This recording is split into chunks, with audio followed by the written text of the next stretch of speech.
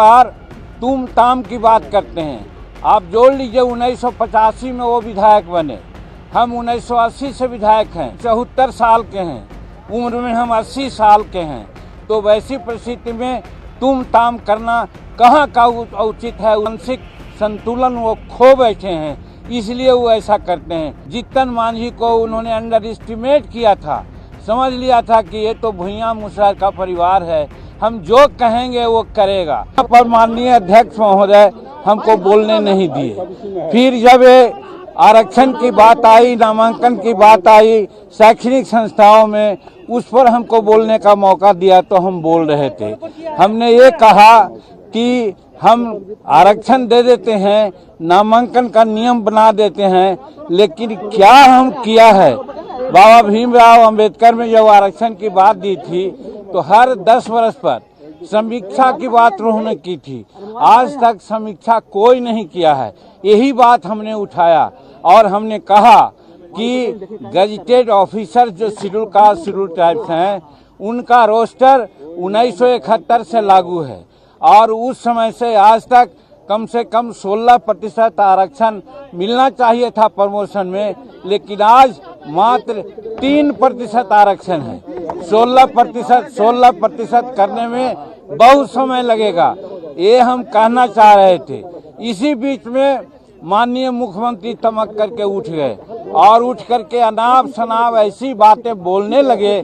हमको तो आश्चर्य हुआ कि वही नीतीश कुमार हैं जो पहले थे, आज से कुछ दिन पहले।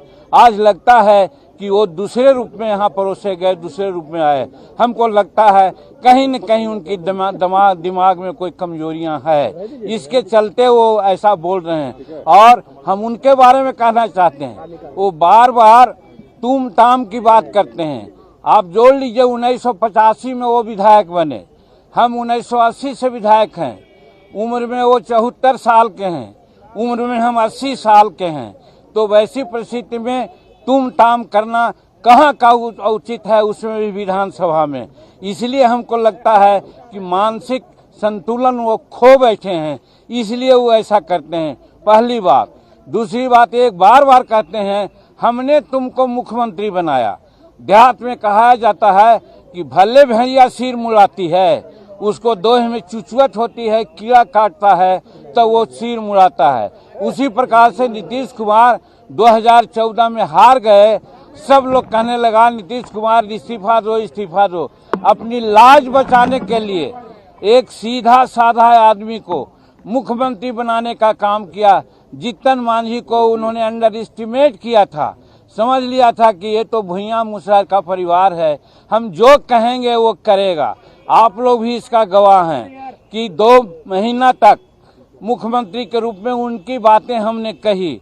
आप लोगों ने कहा कि जीतन मांझी रबर स्टैंप हैं, जीतन मांझी रिमोट से चल रहे हैं। सही बात है, हम आपको धन्यवाद देते हैं।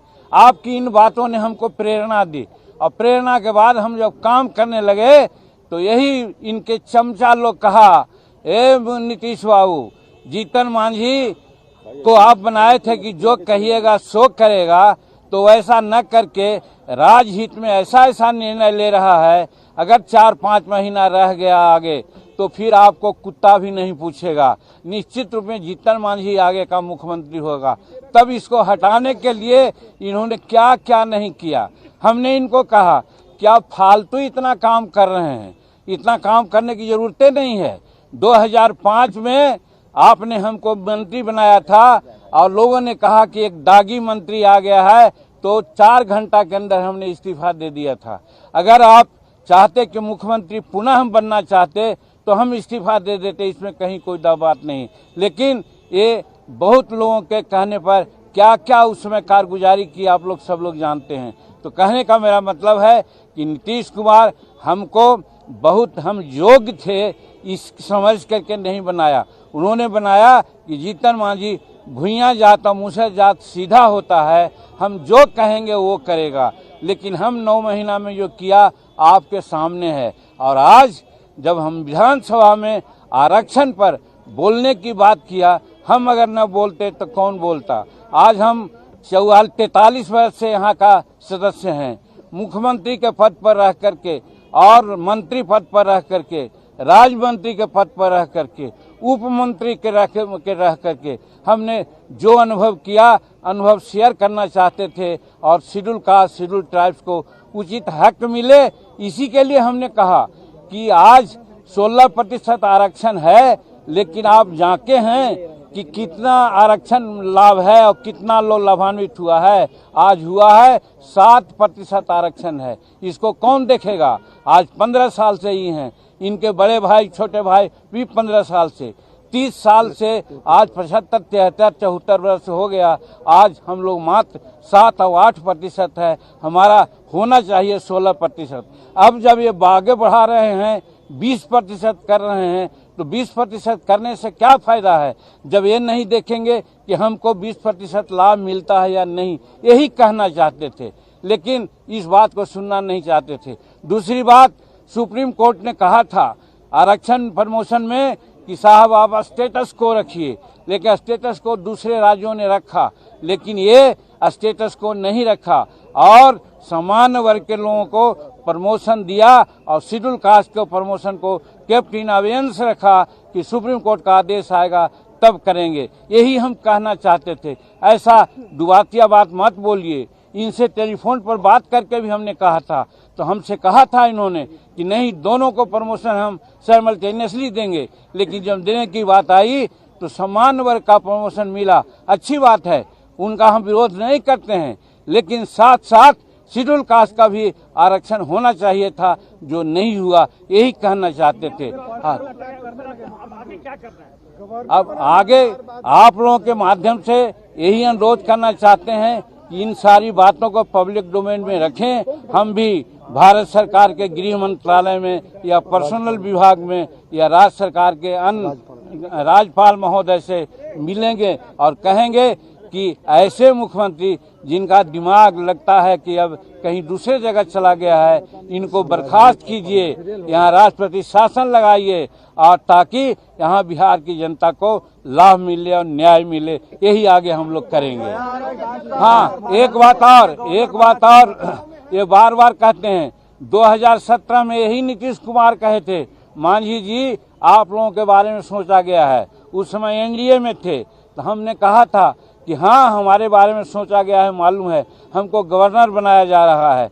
हम गवर्नर के पद पर नहीं जाएंगे, कोल्ड स्टोरेज में नहीं जाएंगे, हम पब्लिक में रह करके लोगों से काम करेंगे। और हम जब नहीं बने तो आज सत्यदेव नारायण आर्य वहाँ के राज्यपाल 2 जगह बनाए गए। और आज की बात जहाँ तक है, बात कहीं उठती है, हम कहते हैं कि हम विधायक रहें न रहें, मेंबर पार्लियामेंट रहें न रहें, जब तक हमारे नस में एक बूंद भी खून है, पब्लिक से डायरेक्ट कांटेक्ट करके पब्लिक का सेवा करना चाहेंगे। हम राज्यपाल स्वप्न में भी नहीं सोचा है, हम राज्यपाल नहीं बनना चाहते हैं। ये लोग हमको ख्याली पुलाव या सब जवाब दिखलाना चाहते थे, अपने तरफ कहते थे आ जाओ मेरी पार्टी में आ जाओ। हम क्यों उनके पार्टी में जाते?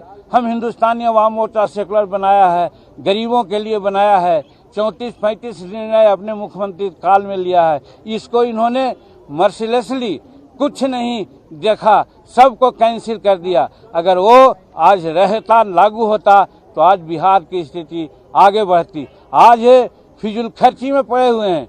बताइए, नया म्यूजियम हाउस से पुराना म्यूजियम हाउस में अंडरग्राउंड जो बनाया जा रहा है, 6000 करोड़ रुपया की क्या जरूरत थी। और दूसरी बात ये हम कहना चाहते हैं कि आज पैसा है तो आज गरीबों को जो 60 वर्ष 70 वर्ष गुजार दिया, उनको पेंशन देना चाहिए। अगल बगल के लोगों को 1000 रुपया, 1500 रुपया और 2000 पेंशन मिलता है। यहाँ 200 रुपया पेंशन मिलता था, जिसको 200 हम बढ़ाया, 400 रुपया मिलता है। उससे कोई फायदा होने को है क्या? उसी पर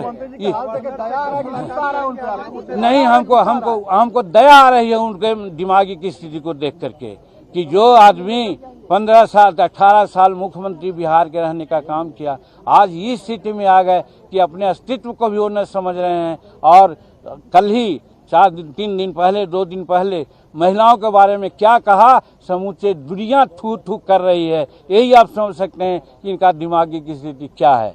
बस